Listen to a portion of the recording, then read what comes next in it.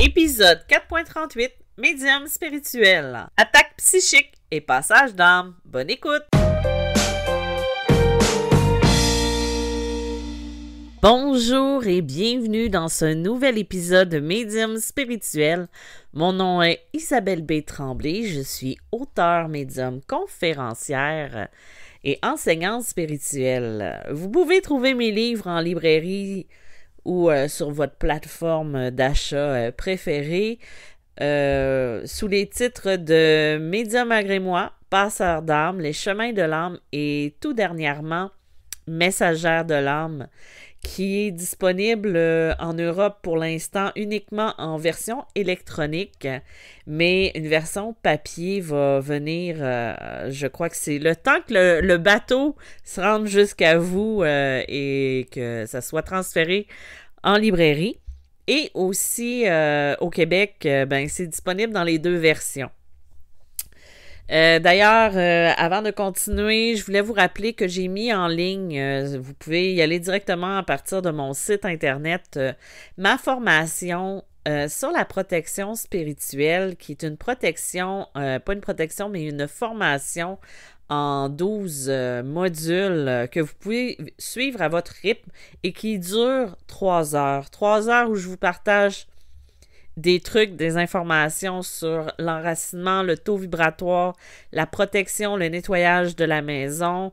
C'est un outil que je trouve indispensable pour le début de développer ses dons ou quand on a une hypersensibilité, d'apprendre à se protéger quotidiennement.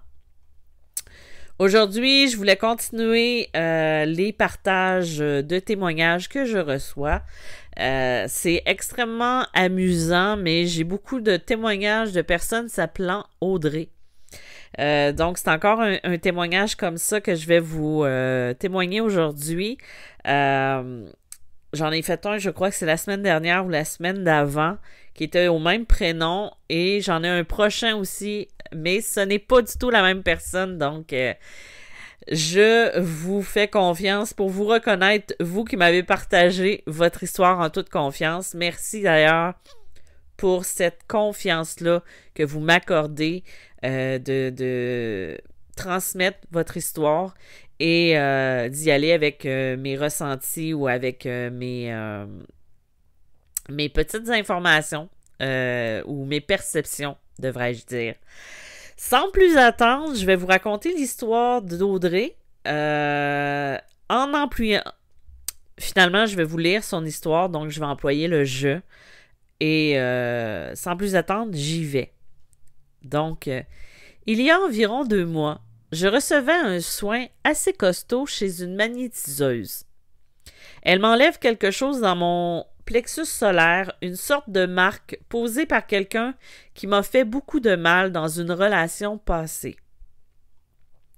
Elle me parle de vampire et que ce n'est pas du bas de gamme, que la marque serait restée après ma mort, qu'il pouvait se servir dans mon énergie avec ceci. Ici, quand on parle de vampire, bien entendu, on ne parle pas de l'être vampirique tel Dracula ou Twilight, mais bien de vampire énergétique, d'une personne qui aspire l'énergie vitale. Je tenais juste à préciser, mais je me doute que vous saviez. Donc, je continue. Il y a quelques semaines, je raconte mon rêve très bizarre et bien réel à une amie et la présence que je ressens à mon réveil. Elle pense de suite à cet homme, m'en parle et je reconnais cette atteinte et cette personne dans mon rêve. J'appelle l'archange Michael la nuit suivante pour m'aider à me protéger. Je le fais aussi la nuit qui suit. Je purifie les portails de mes miroirs et je les ferme. D'autant qu'il y avait un petit dans ma chambre. Puis j'oublie un peu cette histoire. Cette nuit, je me fais attaquer de nouveau, mais il y a plusieurs présences à mon réveil et dans mon rêve. Je ne dors pas chez moi, je suis avec ma fille dans le lit et dans mon rêve. Il essaie de m'avoir par la sexualité dans mes rêves et de me garder dans une pièce. Mais je ne me laisse pas faire malgré le nombre de personnes et le lieu clos. J'ai bien du mal à me sentir suffisamment protégée, même après l'appel de l'archange Michael, et je me sens obligée de faire autre chose et d'en parler à 2 amis comme pour exorciser ce qui vient de se passer. Je n'ai pas peur, mais je sens que je crains tout de même que ça arrive de nouveau, et je trouve le phénomène inquiétant. J'ai la sensation qu'il pourrait essayer crescendo d'avoir à nouveau une prise sur moi, comme si c'était une sorte de guilde et que je leur avais échappé. Ça m'inquiète pour tous ceux qui n'ont pas conscience de tout ceci. Ça peut se répandre et faire des dégâts. Dans ma relation à l'époque, j'étais totalement sous emprise. J'en avais conscience, mais c'était plus fort que moi. Je disparaissais et je perdais confiance en moi, je perdais contact avec mes proches, je perdais mon identité personnelle, je perdais toutes mes capacités de perception et tout ça en quelques mois seulement. Je n'arrivais pas à passer une journée sans être avec lui. J'ai aussi rencontré son mentor et je me souviens qu'il m'a fait passer un test la première fois que je l'ai vu et la seconde, je n'arrivais plus à parler de manière intelligible à un moment et je sentais qu'il faisait quelque chose.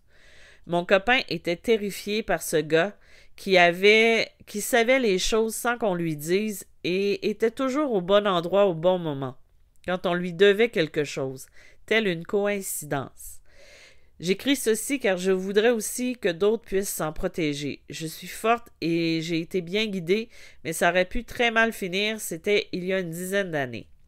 Ici, je crois qu'on parle beaucoup d'emprise, que ce soit de l'emprise dans une relation qui peut être toxique, mais aussi d'emprise énergétique. Un peu, quand je lis ça, tu sais, comme le mentor de l'homme qui avait une emprise sur son copain, ça ressemblait beaucoup à le type de gourou.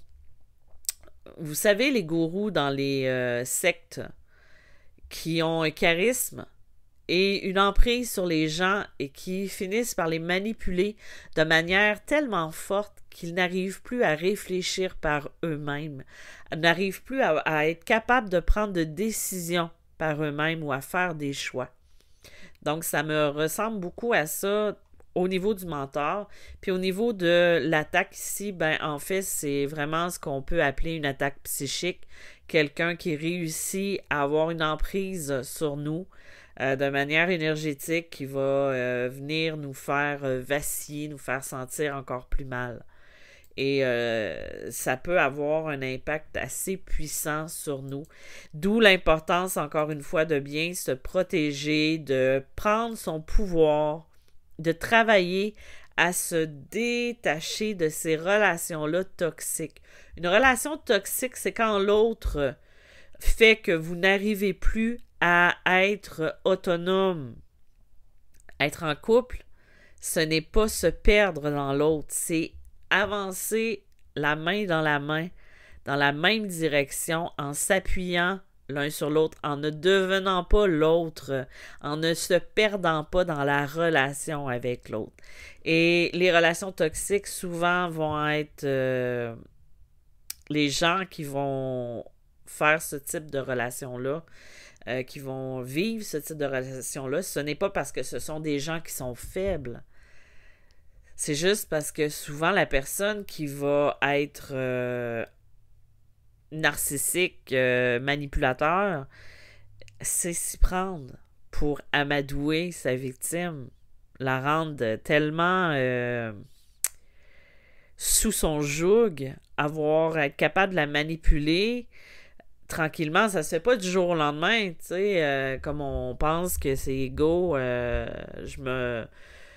si tu penses que je vais tomber sous ton charme et ton emprise comme ça, puis que je vais tout te donner. Non, c'est plus subtil que ça. Ça se fait au fur et à mesure. Donc, tu sais, ça fait penser à ça. N'empêche que, tu sais, la protection, c'est quelque chose qui est hyper important dans la vie. C'est quelque chose qu'on a besoin de travailler, de renforcer pour détenir son autonomie et aussi pour pouvoir amplifier son pouvoir intérieur, amplifier son énergie, s'éloigner des énergies qui sont sombres Et c'est encore une bonne raison pour prendre ma formation, non? Je plaisante un petit peu avec vous. Je vais vous partager le deuxième témoignage d'une Audrey aussi. Donc, Audrey numéro 2.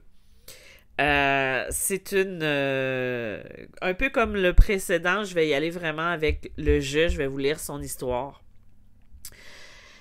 Je suis une femme très curieuse et suite au décès de mon frère, je me suis ouvert à ma spiritualité. J'ai commencé par faire des demandes avant de dormir pour entrer en contact avec des êtres de l'invisible. Ce fut le début de plusieurs expériences. Mon fils a commencé à voir un homme pompier du village qui était décédé en tombant d'une échelle durant son service. Je lui demandais des questions et il avait toujours une réponse précise et pour un garçon de 4 ans, je me doutais que ce n'était pas seulement son imagination.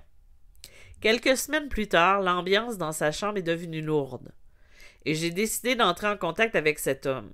Durant la communication, il me remerciait de vouloir l'écouter et m'a fait part qu'il souhaitait aller dans la lumière, mais que la culpabilité de ne pas avoir sauvé l'enfant cette nuit-là le rongeait de l'intérieur. Je ne sais pas trop comment la jeune fille est arrivée et l'a rassuré que personne n'aurait pu la sauver, car l'incendie était trop avancé lorsque les pompiers sont arrivés. Ensuite, il y a eu une splendide lumière et ils se sont élevés ensemble. Quand j'ai ouvert mes yeux, j'ai senti un apaisement instantané et les nuits suivantes, mon fils m'a dit avoir revu le monsieur. Très lumineux, avec un beau sourire. J'ai vécu d'autres expériences similaires que j'ai associées à des passages d'âme et j'ai également fait une bulle de protection car il y avait beaucoup trop d'âmes égarées qui nuisaient au sommeil de moi et de mon fils. J'ai vécu d'autres expériences, mais ce sera pour une prochaine fois. Effectivement, Audrey numéro 2, ce sont des passages d'âme. C'est des âmes qui communiquent au niveau du sommeil parce qu'au niveau du sommeil, on est plus réceptif. On travaille beaucoup, surtout quand on est passeur d'âme, on s'en rend pas compte. Et ce que tu décris là est effectivement vraiment un passage d'âme, vraiment des âmes qui viennent communiquer, qui entrent, qu'on ne connaît pas nécessairement. Des fois, on va les connaître, des fois, on ne les connaîtra pas du tout. On va se retrouver avec une personne qui va venir nous voir en rêve pour avoir de l'aide. Et ça va se traduire comme un rêve normal avec une communication. Et dans ce cas-ci, c'est vraiment une communication qui a été consciente, mais qui a été aussi par le rêve. Et les enfants, surtout à 4 ans, 3 jusqu'à 5, 6 ans, sont très réceptifs à l'énergie, aux âmes errantes. Et souvent, les âmes errantes vont aller vers justement les enfants parce que sont plus facilement capteurs d'énergie. Donc, c'est comme une roue qui tourne, hein, n'est-ce pas? Mais c'est une bonne nouvelle. C'est une bonne... oui, ça peut être une bonne nouvelle pour la personne qui est passée dans la lumière, mais c'est pas ça que je voulais dire. C'est que c'est une bonne chose quand même de faire ces passages-là. Par contre, de peut-être faire attention à ne pas demander à voir des choses pendant la nuit. Parce que on a besoin de récupérer la nuit. Et quand tu fais ça, tu ouvres une porte et là, ça peut devenir vite dérangeant.